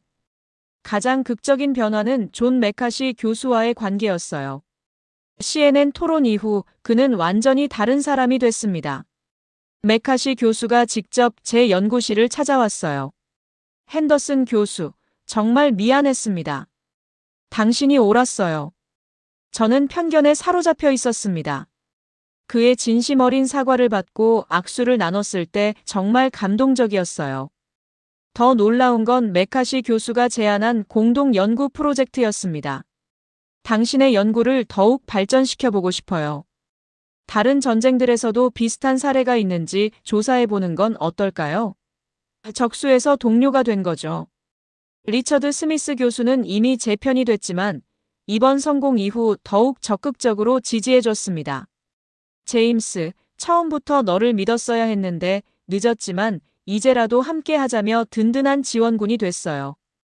학과 내 분위기도 완전히 바뀌었습니다. 그동안 제 연구를 의심의 눈초리로 바라봤던 동료들이 이제는 존경의 표현을 아끼지 않았어요. 학과 회의에서 제 의견이 가장 존중받는 상황이 됐습니다.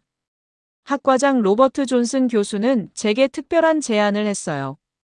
핸더슨 교수, 새로 신설되는 평화학과 학과장을 맡아주실 의향이 있으신가요? 제 연구가 새로운 학문 분야의 토대가 된 거였습니다. 가장 기뻤던 건 가족과의 관계 회복이었어요. 아내 사라는 이제 제 연구의 가장 열렬한 지지자가 됐습니다. 여보, 정말 자랑스러워요. 처음부터 믿지 못해서 미안했어요라며 진심으로 사과했어요. 아들 케빈의 변화는 더욱 극적이었습니다. 학교에서 아버지 때문에 놀림받던 아이가 이제는 친구들의 부러움을 받는 상황이 됐어요. 아빠, 이제 모든 친구들이 우리 아빠를 멋있다고 해요. 심지어 이웃들의 태도도 바뀌었어요. 그동안 냉랭했던 시선들이 이제는 존경과 부러움으로 바뀌었습니다. 동네 슈퍼에 갈 때마다 사람들이 제게 인사하고 축하해줬어요. 국방부와의 관계도 완전히 회복됐습니다. 그동안 연구를 방해했던 관료들이 이제는 추가 자료 제공을 제안해 왔어요. 국가적으로 의미 있는 연구라며 전폭적인 지원을 약속했습니다. 펜타곤에서는 제게 특별 고문직을 제안하기도 했어요. 교수님의 연구 성과를 군사교육에 활용하고 싶습니다 하라는 것이었습니다. 군 출신으로서 다시 국가에 기여할 수 있는 기회였어요. 언론과의 관계도 개선됐습니다. 그동안 비판적이던 기자들이 이제는 제 연구의 가치를 인정했어요. 폭스 뉴스에서조차 핸더슨 교수의 훌륭한 연구라며 긍정적으로 보도했습니다. 무엇보다 의미 있었던 건 한국과의 관계 발전이었어요. 한국 정부에서 제게 명예시민권을 수여하겠다고 제안했습니다. 한국의 가치를 세계에 알린 공로를 인정한다는 거였어요. 서울대학교에서는 제게 명예교수직을 제안했습니다. 김태현 교수가 전화로 말했어요. 교수님, 이제 한국도 교수님의 고향이 되셨으면 좋겠어요. 정말 감동적인 제안이었습니다. 박정민 연구관과는 이제 평생 친구가 됐어요. 교수님 덕분에 저도 국제적으로 알려지게 됐어요. 정말 감사합니다라며 지속적인 협력을 약속했습니다. 가장 감동적이었던 건 리웨이밍 할아버지와 한중우의회 할아버지들의 반응이었어요. 교수님 덕분에 우리 이야기가 세상에 알려졌어요. 이제 죽어도 여한이 없습니다 라는 말씀을 들으니 눈물이 났습니다. 할아버지들은 제게 특별한 선물을 주셨어요. 1950년대부터 현재까지의 모든 기록과 사진들을 담은 앨범이었습니다. 교수님이 더 많은 연구를 하실 때 도움이 되길 바랍니다라는 메시지와 함께요. 이제 모든 갈등이 해결됐습니다. 학계에서의 논란, 가족과의 갈등, 정부와의 마찰까지 모든 것이 긍정적으로 변했어요. 진실의 힘이 얼마나 강한지 다시 한번 확인할 수 있었습니다. 하지만 무엇보다 중요한 건 이 모든 변화가 단순한 개인적 성취를 넘어서 사회적 의미를 가진다는 점이었어요. 편견과 선입견을 넘어서 진실을 받아들이는 용기, 그것이 가장 큰 성과였습니다. 책의 성공과 모든 갈등 해결 이후 저에게는 완전히 새로운 인생이 시작됐습니다. 스탠포드 대학교에서 제2한 평화학과 학과장직을 수락했어요. 전쟁사 연구에서 평화 연구로 영역을 확장하는 것이었습니다. 새 학과의 첫 번째 프로젝트는 전쟁 속의 인간애라는 연구였어요. 제가 한국 전쟁에서 발견한 사례들을 다른 전쟁들에서도 찾아보는 작업이었습니다. 메카시 교수가 적극적으로 참여해줬고 전 세계 학자들과 협력하게 됐어요. 가장 의미 있었던 건 한미 공동평화연구소 설립이었습니다. 한국 정부와 미국 정부가 공동으로 출자하고 제가 초대 소장을 맡게 됐어요. 서울과 워싱턴에 각각 분소를 두고 양국 학자들이 함께 연구하는 기관이었습니다.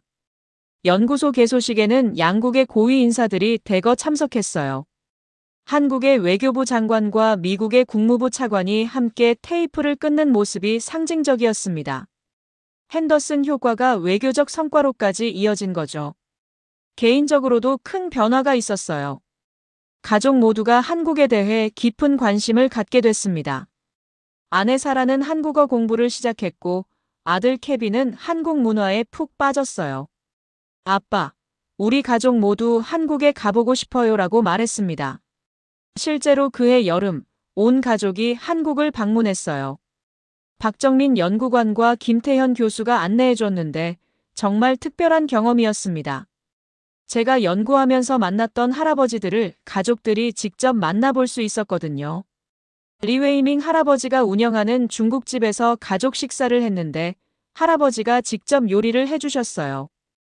교수님 가족은 제 가족이나 마찬가지예요 라며 극진히 대접해 주셨습니다. 아들 케빈이 할아버지를 코리언 그랜드파라고 부르며 금세 친해졌어요. 한국 전쟁기념관 방문도 감동적이었습니다. 제 연구 내용이 전시관에 추가로 전시되고 있었어요.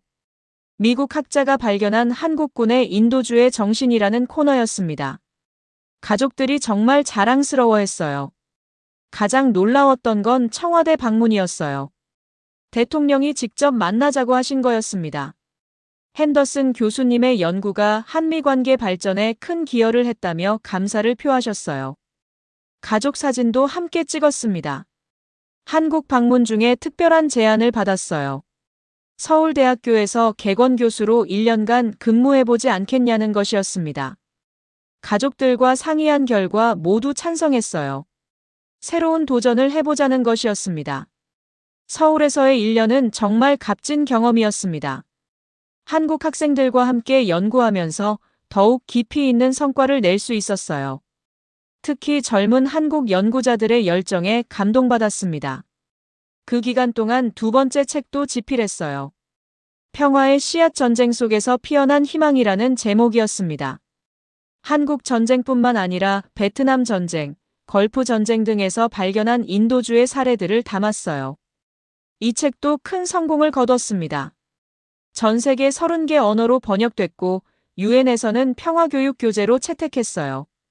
노벨 평화상 후보에 오르기도 했습니다. 비록 수상하지는 못했지만 큰 영광이었어요. 한국에서의 경험을 통해 제 인생관도 완전히 바뀌었습니다. 단순히 과거를 연구하는 학자에서 미래의 평화를 만들어가는 활동가가 된 거죠. 이제는 연구실보다 현장에서 더 많은 시간을 보내게 됐어요. 아내 사라도 변화했습니다. 한국에서 교육 봉사 활동을 하면서 세계 시민의 의식을 갖게 됐어요. 여보, 이제는 우리도 세계에 기여하는 삶을 살아야겠어요 라고 말했습니다. 아들 케빈은 한국어가 유창해졌어요. 한국 친구들도 많이 사귀었고 장래에는 외교관이 되겠다고 했습니다. 아빠처럼 세계 평화에 기여하고 싶어요라는 말을 들으니 정말 뿌듯했어요. 이제 제 삶의 목표가 확실해졌습니다. 한국에서 발견한 인간애의 정신을 전 세계에 확산시키는 것이었어요. 이것이 진정한 평화를 만드는 길이라고 확신했습니다. 현재 2024년, 제가 처음 한국 전쟁 문서를 발견한 지 5년이 지났습니다. 지금 저는 서울과 워싱턴을 오가며 한미 공동평화연구소장으로 일하고 있어요. 매일이 새로운 발견과 감동의 연속입니다. 오늘 아침에도 리웨이밍 할아버지로부터 안부 전화를 받았어요. 올해 96살이 되신 할아버지는 여전히 건강하시고 정정하셨습니다. 교수님, 덕분에 제 인생이 완성됐어요. 정말 고맙습니다. 라는 말씀을 들을 때마다 가슴이 뭉클해집니다. 한중의회 할아버지들도 여전히 정기 모임을 갖고 계세요. 이제는 젊은 세대들에게 평화의 소중함을 전하는 강연도 하신다고 합니다. 전쟁의 아픔을 겪으셨지만 그 속에서 발견한 희망을 나누고 계시는 거죠. 제 연구는 계속 발전하고 있습니다. 지금까지 발간한 책이 5권이 되었고 전 세계 50개 언어로 번역됐어요. 특히 분쟁 지역의 학교들에서 평화교육 교재로 활용되고 있다는 소식을 들을 때 가장 보람을 느낍니다. 가장 최근에는 UN 평화유지군 교육과정에 제 연구 내용이 포함됐어요. 핸더슨 모델이라고 불리는 인도주의적 접근법이 실제 현장에서 적용되고 있습니다. 캄보디아, 레바논, 콩고 등에서 좋은 성과를 보이고 있다고 해요. 무엇보다 기쁜 건 제 연구가 차세대에게 미치는 영향입니다. 전 세계 대학생들이 핸더슨 교수의 연구에 감동받았다며 평화학 전공을 선택하고 있어요. 미래의 평화 지도자들이 자라나고 있는 거죠. 아들 케빈도 그중 하나입니다. 지금은 하버드 대학교에서 국제관계학을 전공하고 있어요. 방학 때마다 저희 연구소에서 인턴으로 일하면서 평화 연구에 대한 꿈을 키우고 있습니다. 아빠가 걸어간 길을 따라가고 싶어요라고 말할 때 정말 자랑스럽습니다. 아내 사라는 이제 한국어가 유창해졌어요. 한국 문화에 대한 책도 출간했습니다. 미국인이 본 한국의 아름다움이라는 제목으로 교육계에서 큰 반향을 불러일으켰어요. 부부가 함께 한미 문화 교류에 기여하고 있는 셈이죠. 제가 처음 한국을 방문했을 때 만났던 박정민 연구관은 이제 국방부 차관이 되셨어요. 여전히 가까운 친구로 지내면서 한미 군사협력 발전에 힘쓰고 계십니다. 교수님과의 만남이 제 인생을 바꿨어요라고 하시더라고요. 김태현 교수는 서울대 총장이 되셨습니다. 취임사에서 핸더슨 교수와의 공동 연구가 한국 학계의 국제화에 큰 기여를 했다며 저를 언급해 주셨어요. 정말 감동적이었습니다. 최근에는 더욱 놀라운 소식도 있었어요. 북한에서 제 책을 언급한 방송이 나왔다는 겁니다. 남조선 동포들의 인간적 면모를 보여주는 자료라며 긍정적으로 평가했다고 해요. 작은 변화지만 의미가 크다고 생각합니다. 중국에서의 반응도 지속적으로 좋습니다. 베이징 대학교에서 제가 정기적으로 강연을 하고 있고 중국 학생들의 반응도 매우 열렬해요. 전쟁보다 평화가 더 아름답다는 메시지가 젊은 세대들에게 깊은 울림을 주고 있습니다. 일본에서도 관심을 보이기 시작했어요. 도쿄 대학교에서 초청 강연을 했는데 과거의 상처를 치유하는 지혜에 대해 많은 질문을 받았습니다. 동아시아 평화를 위한 새로운 가능성을 보는 것 같아 기뻤어요. 개인적으로 가장 의미 있었던 순간은 작년에 있었습니다. 리웨이밍 할아버지의 손자가 미군 장교가 되었다는 소식을 들었을 때였어요. 할아버지처럼 평화를 위해 일하고 싶다며 군에 입대했다고 하더라고요. 세대를 이어가는 평화의 정신을 보는 것 같았습니다. 제 연구실 벽에는 특별한 사진이 걸려 있어요. 2019년 처음 한국을 방문했을 때 리웨이밍 할아버지와 찍은 사진입니다. 그때는 단순한 연구차 만났던 분이 이제는 제 인생의 스승이 되셨어요. 그 사진을 볼 때마다 초심을 되새기게 됩니다. 최근 들어 자주 생각하는 게 있어요. 만약 제가 그날 한국 전쟁 문서를 그냥 넘어갔다면 어떻게 됐을까 하는 것이죠. 이 모든 놀라운 이야기들이 영원히 묻혀버렸을 텐데 정말 아찔한 생각입니다. 진실은 정말 강한 힘을 가지고 있습니다. 편견과 선입견의 벽을 뛰어넘고 서로 다른 문화와 국가를 연결시키죠. 제가 발견한 한국인들의 인간애가 바로 그런 힘을 가지고 있었던 거예요. 이제 제 목표는 분명합니다. 앞으로도 계속해서 전쟁 속에 숨겨진 평화의 씨앗들을 찾아내는 것이에요. 그리고 그 씨앗들이 전 세계에 퍼져서 진정한 평화의 꽃을 피우도록 돕는 것입니다. 오늘도 새로운 연구 자료를 검토하면서 또 다른 감동적인 이야기들을 발견하고 있어요. 어딘가에 묻혀있는 무명의 영웅들, 그들의 이야기를 세상에 알리는 것이 제 사명이라고 생각합니다. 한국에서 시작된 이 여정이 이제는 전 세계로 확산되고 있습니다. 리웨이밍 할아버지가 항상 하시는 말씀처럼 진실은 언젠가 반드시 빛을 본다는 것을 매일 실감하고 있어요. 앞으로도 이 일을 계속할 것입니다. 세상 어딘가에서 평화를 꿈꾸는 모든 사람들과 함께 더 아름다운 세상을 만들어가기 위해서 말이에요. 한국에서 배운 인간의 정신을 가슴에 품고 끝까지 걸어가겠습니다.